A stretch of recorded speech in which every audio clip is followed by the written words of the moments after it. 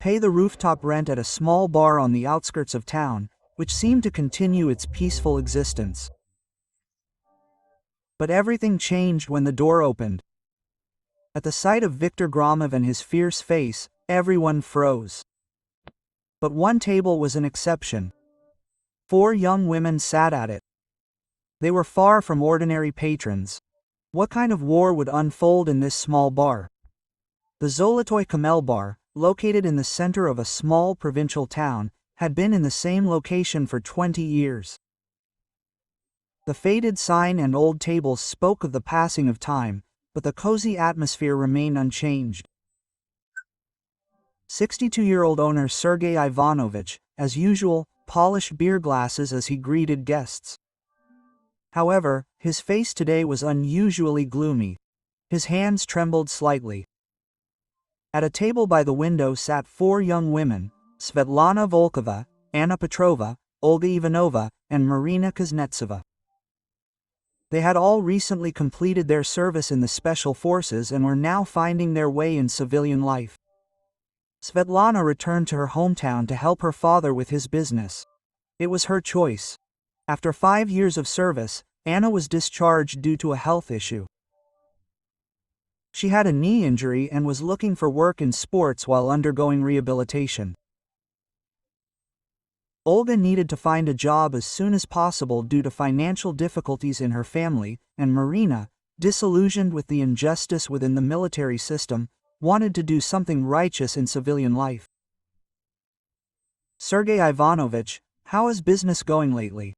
Svetlana asked cautiously. Sergei Ivanovich was a longtime friend of her father's, and he had known Svetlana since childhood, so their relationship was almost familial. Yes, just enough to get by, he replied curtly. But Svetlana intuitively sensed he was hiding something. His voice lacked its usual strength. Anna, taking a piece of chicken, said, "The chicken here is simply delicious. The best of what Svetlana recommended." "Absolutely, and you won't find such a generous amount of spices in Moscow," Olga added. The others nodded in agreement. A smile briefly appeared on Sergei Ivanovich's face, but it quickly faded again. Marina, looking around, remarked, "The atmosphere here is good, and people seem so relaxed. You won't find such peace in a big city." Quote. Groups of 3 or 4 people sat in the bar, office workers after work and students after classes, sipping beer. Everyone had peaceful expressions, but this peaceful atmosphere didn't last long.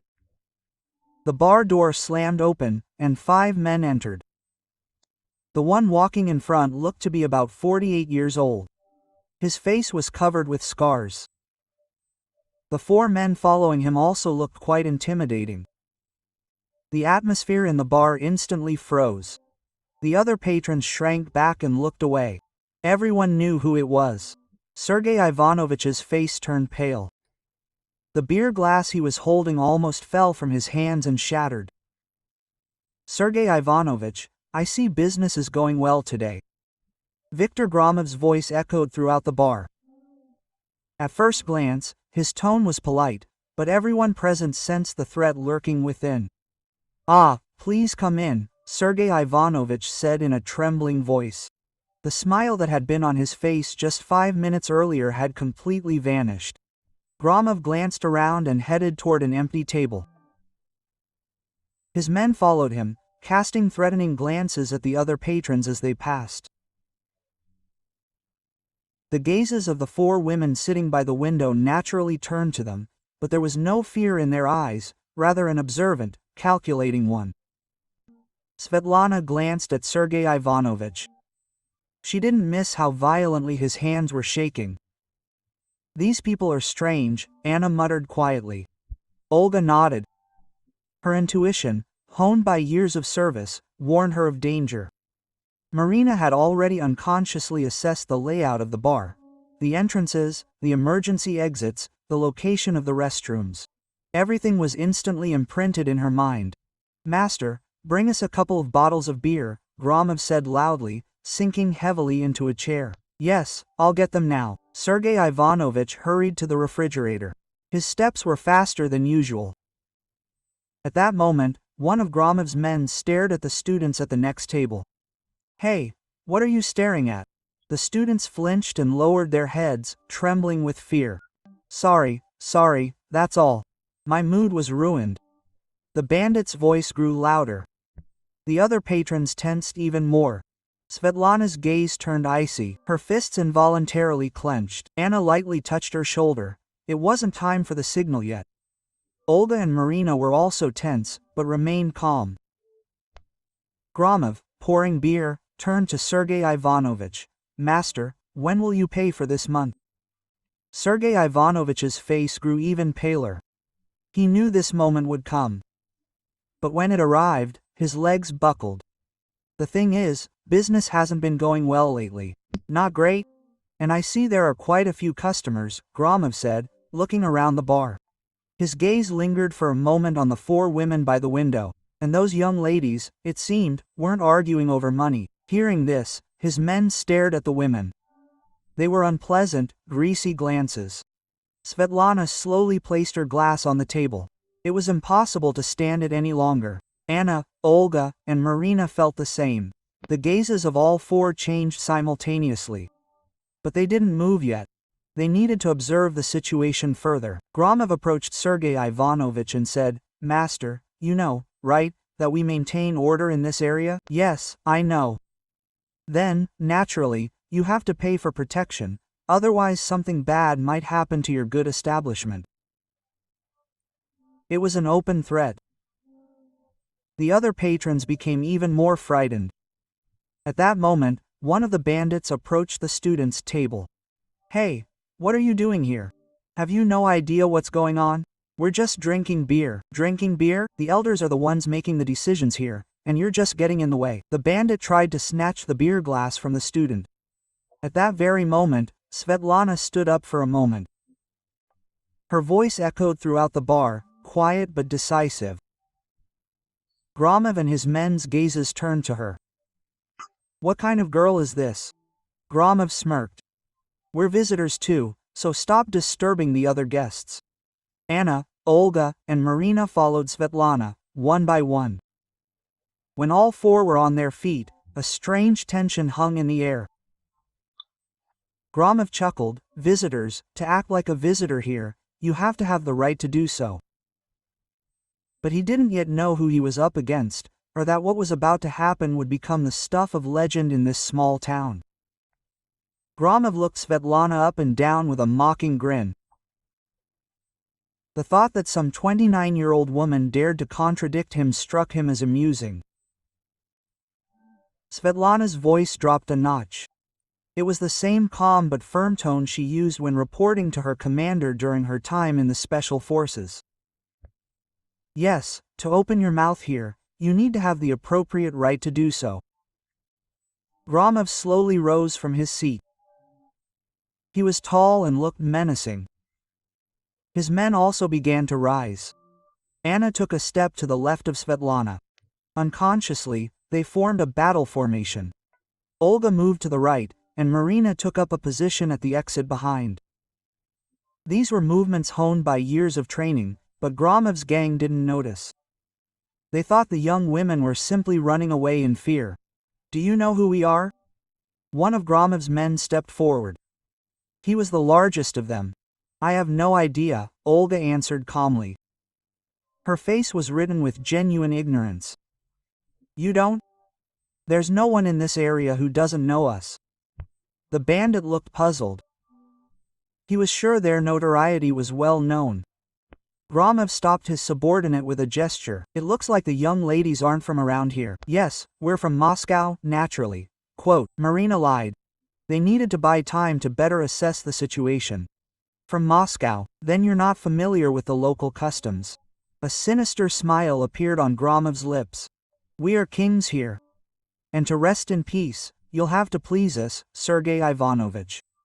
Carrying the beer with trembling hands, he dropped the glass on the floor. The sound of breaking glass echoed loudly throughout the quiet bar. "Oh, forgive me." He hastily began to pick up the pieces, but his hands were shaking so badly that he couldn't do anything. Svetlana, seeing this, clenched her fists tightly. An elderly man, who had worked honestly all his life, was shaking so much with fear. "Sergey Ivanovich, are you okay?" Svetlana tried to approach him. "Hey, beautiful. Where are you going?" One of Gromov's men blocked her path. "I want to help the owner. We'll deal with the owner ourselves, and you stay put." The bandit's hand reached for Svetlana's shoulder. At that moment, Anna reacted with lightning speed. She precisely grabbed the bandit by the wrist and twisted it slightly. "Ow!" He howled, trying to break free, but he couldn't escape her grip. "Don't touch him," Anna said coldly. Her voice was completely different from her usual cheerful tone. "What the hell is this woman doing?" The other bandits jumped to their feet, stunned. They couldn't believe their largest comrade had ended up in the hands of some girl. "Let go."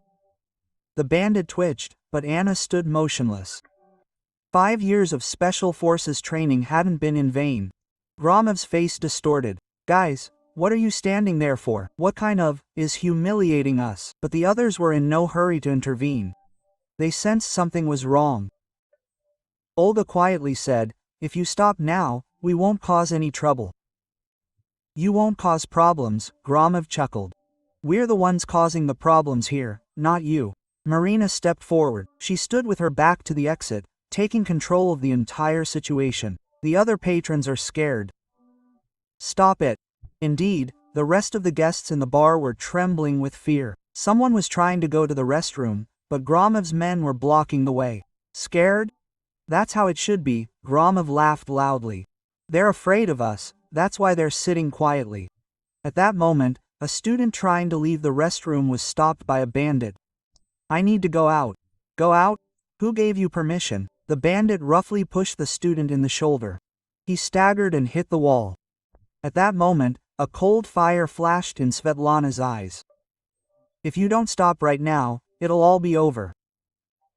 Her voice echoed throughout the bar, quiet, but full of powerful menace.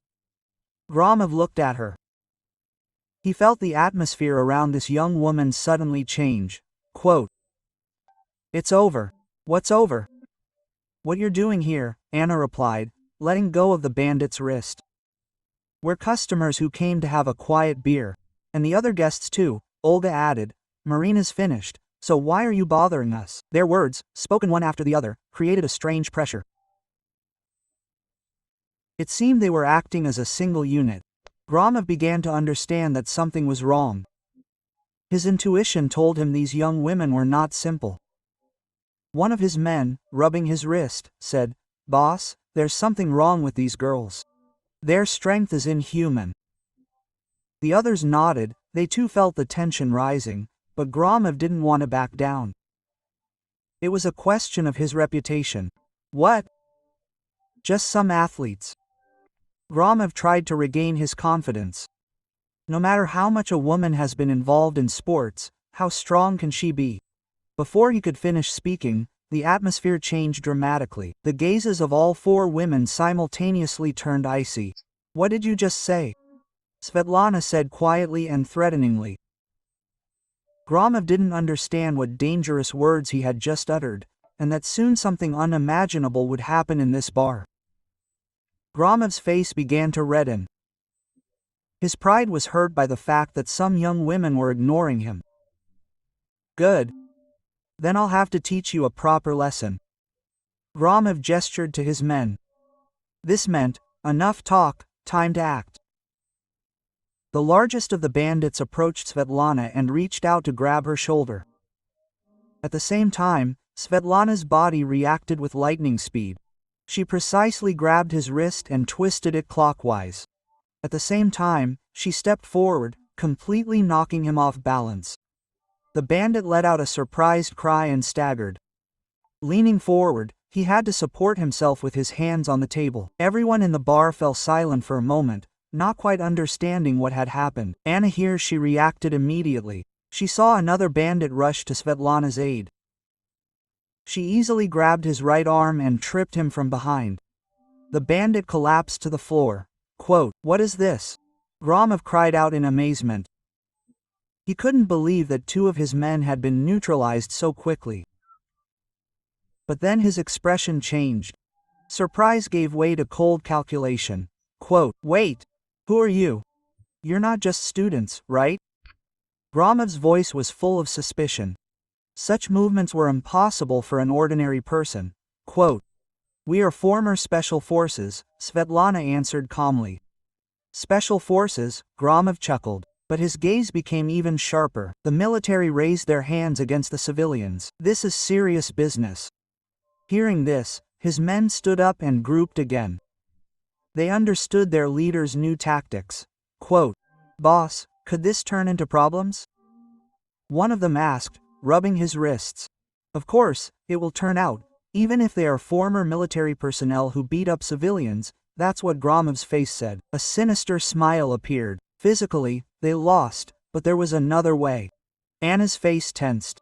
She understood what Gromov was getting at. Quote, "We weren't the first to start," Olga said calmly. "Who saw who started it? Do you think any of these people will testify?" Gromov looked around. The other visitors lowered their heads, avoiding his gaze. Marina stepped forward. Quote, "There are CCTV cameras here." "Cameras? They've been broken for a long time." Gromov looked at Sergei Ivanovich, who nodded, confirming his words. The situation was again starting to turn in Gromov's favor. Quote, "So what are we going to do now?" he asked. The four women exchanged glances. Quote, "Let's fight fair and accept the result," Svetlana said quietly. They exchanged glances. Quote, "I think we're not in the mood for it today. But we won't leave you so easily. This isn't the end. Know that." Gromov suddenly decided to back off. The situation was becoming too complicated. "But if you continue to interfere in our affairs, there will be problems. Even the police don't touch us without reason." With this final warning, Gromov and his men left the bar. When the door closed, silence fell over the bar. But it was a heavy, oppressive silence. Sergei Ivanovich, cleaning up broken glass with trembling hands, said, "Sorry, I got you into trouble." Svetlana, sitting down next to him, asked, "Sergei Ivanovich, what exactly is going on here?" He sighed and began to explain. A few months ago, shops in the area began closing one after another. Gromov's men began collecting so-called protection money, but it seemed they had another goal besides protection money, Marina noted shrewdly. "Yes, there are rumors that they plan to buy up the entire area and build a large shopping center." Anna asked in surprise, "What will happen to the current owners then?" "They'll just kick them out, or raise the rent to an unaffordable level, or simply not renew the lease." "They're just throwing people out like that?" Olga asked indignantly. "More than half of them have already left. Our bar is also finding it increasingly difficult to hold on." The four women exchanged glances. The situation was more serious than they thought. Quote, "We're not military anymore," Svetlana said quietly. "But we can't allow innocent people to suffer like this. If the law can't solve this problem," Anna picked up, "then maybe we should intervene," Olga continued. That's what Marina finished. Sergei Ivanovich looked at them with concern. Quote, "I'm grateful to you, but you shouldn't put yourself in danger." "We're already in danger," Svetlana said decisively, "and we're not the kind of people who can pass by something like this." But they didn't yet know that Viktor Gromov wasn't just a local gangster. And what enormous consequences the incident that started in that small bar would have. The next morning, Svetlana got up early and headed to her father's office. The events of the previous night kept running through her head. Quote, "Dad, do you know a man named Viktor Gromov?" Her father, Pavel Volkov, froze for a moment. He put his pen down and looked seriously at his daughter. Quote, "Why are you suddenly asking about him?" "Yesterday I met him at Uncle Seryozha's bar. He came for money for protection." Pavel Volkov took a deep breath. "Sveta, these people aren't just local hooligans. What do you think?" "What do you mean?" "Gromov is a dangerous guy who came from Vladivostok. He's recently been trying to settle in our region." Svetlana's face turned serious. The situation was much more complicated than it seemed. "And what are the police doing?" "There's no evidence. Formally, they opened a real estate investment company and supposedly run a legitimate business. but in reality, they pressure store owners to buy their buildings for next to nothing, and then raise the rent or just kick them out. So, Uncle Seryoza too, right? Uncle Seryoza's building is most likely already on Gromov's list. Svetlana clenched her fists tightly. Elderly people who have worked honestly all their lives suffer from such scams. At that moment, Anna called her. Sveta, this is trouble. Olga was followed this morning. What? I know exactly, but she says that when she went for a run this morning, she was followed all the time. A black car was driving by. Svetlana's face turned icy. Where are you now? We met at Marina's house. You should come quickly too. Svetlana explained the situation to her father and hurried to her friends. When she arrived at Marina's apartment, all three were sitting with serious faces. Quote, what exactly happened? Svetlana asked Olga. I started jogging at around 6 o'clock in the morning. At first I thought it was an accident, but I changed my route, and the car still followed me. There was tension in Olga's voice. Quote, did you remember the car's license plate number? Quote, Marina asked. Only partially. The license plate is Moscow, that's for sure. But the strange thing is that they didn't seem to be trying to hide. That means they did it on purpose, so we could see. Quote, Anna analyzed as a warning. Svetlana nodded. Yesterday they realized that we are stronger than they thought, so now they are using other methods. And what should we do now? Quote, Olga asked. Marina stood up and said, first, we need more information about what exactly Gromov is up to and who's behind it. That's what I learned from my father. Svetlana relayed the morning's conversation to her friends. Anna pulled out her laptop. Let's look for information about it. A few minutes later, Anna turned the screen over. Yes. Vostok. Development. General Director Viktor Gromov. Founded a long time ago, 6 months ago, but the strange thing is that the authorized capital is 500 million rubles. 500 million, Olga wondered. Where did a local gangster get that kind of money? Marina looked more closely. Quote, a list of investors, familiar names. All these people are well-known businessmen from Vladivostok. So, Gromov is just a pawn, Svetlana concluded. There are bigger people behind him. At that moment, Anna's phone rang, an unfamiliar number. Hello, is this the same beauty I saw at the bar yesterday? It was Gromov's voice. All four of them tensed. What do you want? Anna answered as calmly as possible. Nothing special. I just wanted to see how you were doing. See how you were doing? Yes. And how are your friends? Especially the one who likes to run in the mornings. Anna's face turned icy. This was confirmation that Olga was being followed. Why are you following us? We are. This is a misunderstanding. We are just patrolling the area. There was a hint of laughter in Gromov's voice. It's a good area. We need to protect it. Don't bother us anymore. We are protecting you so that young girls don't get into dangerous situations. Gromov's tone became increasingly threatening. Especially you can't thoughtlessly apply what you learned in the army. It's illegal, after all. Anna wanted to hang up, but Gromov continued. Katya, I think I'll stop by Uncle Seryoza's again this evening. He's got a debt piling up there. Wait. Well, have a good day, girls. The call ended. The four women exchanged glances. The situation was getting worse. Quote, he's just making fun of us, Olga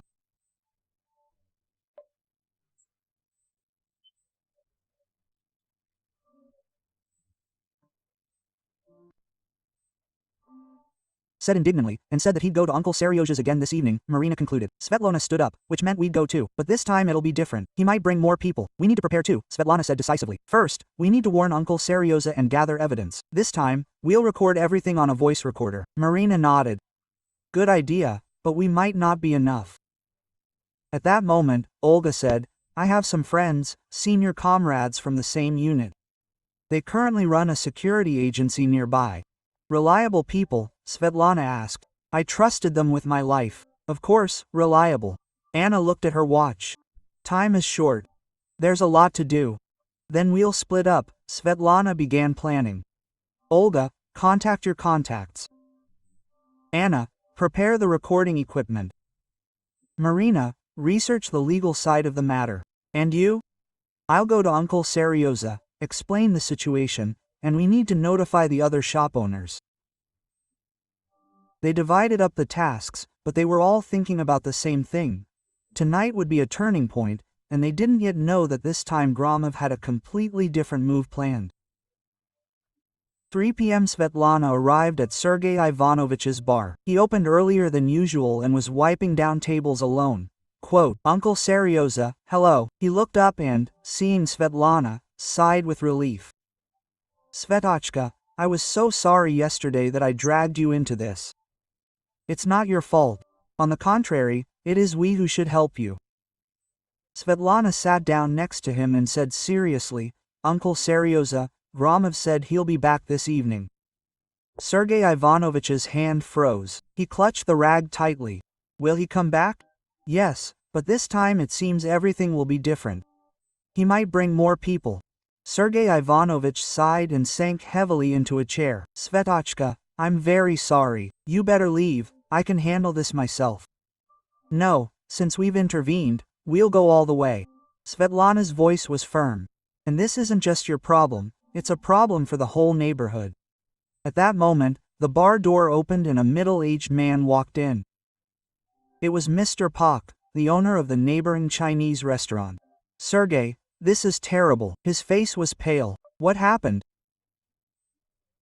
The landlord just called and said the rent is doubling next month. What? Sergei Ivanovich just doubled it.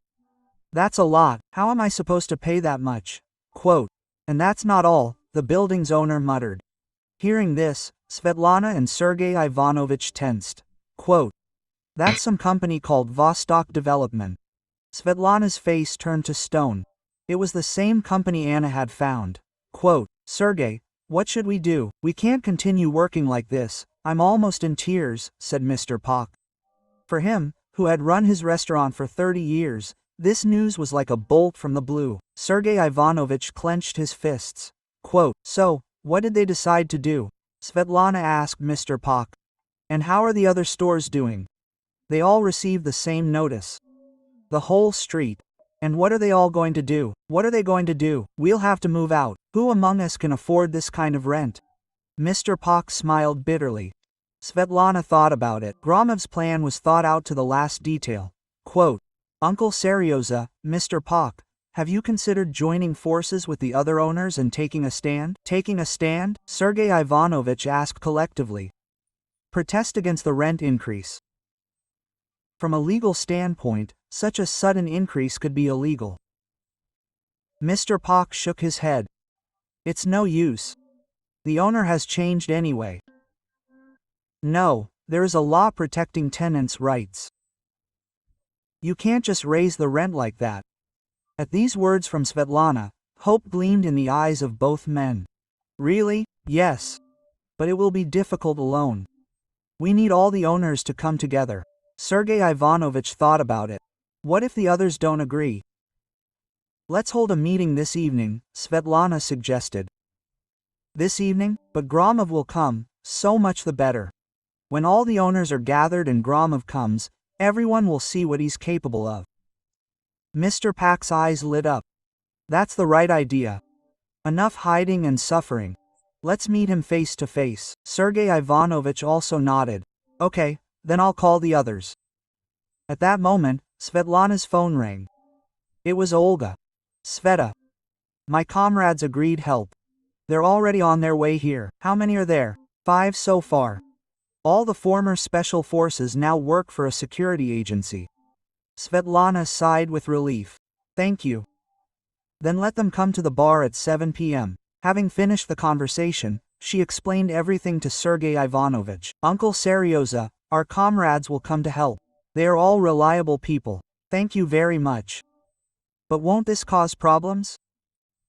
We will act only in self-defense. We will not be the first to attack. At 6 p.m., 15 shopkeepers from this street gathered in the bar. The owner of a Chinese restaurant, a hairdresser, a grocery store, a diner. Everyone sat with serious faces, everyone had received the same notices.